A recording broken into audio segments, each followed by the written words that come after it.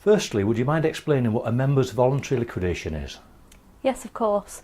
A Members Voluntary Liquidation, or MVL, is a formal procedure for the winding up and liquidation of a solvent company. In other words, the company holds sufficient assets to cover all of its debts in full, with any remaining funds distributed to shareholders.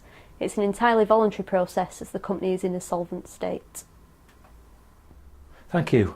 And when might a company choose to utilise an MVL? Sometimes a company might come to the end of its natural life, but not due to debt or cash flow problems. For example, a company may have been created to fulfil a specific contract, and that contract has now been completed.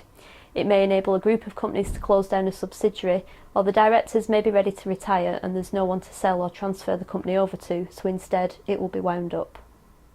So what advantages are there over merely applying to company's house to have the company struck off?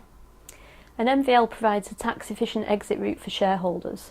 From the 1st of March 2012, HMRC will allow distributions up to a maximum of £25,000 to be treated as capital and an informal winding up procedure. Anything above £25,000 will be treated as dividend income and taxed accordingly.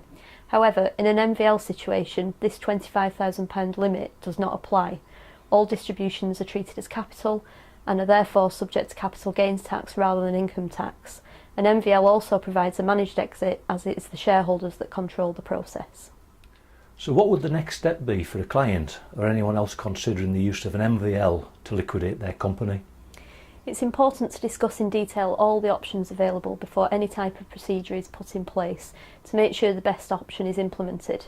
I would advise consulting with a licensed insolvency practitioner, either directly or through a professional advisor such as an accountant. Focus Insolvency Group are here to offer free and impartial advice regarding all of your options, and we pride ourselves on the principle of best advice is always given. If you feel the advice we can offer might be appropriate for yourself or your client, I'm more than happy to assist.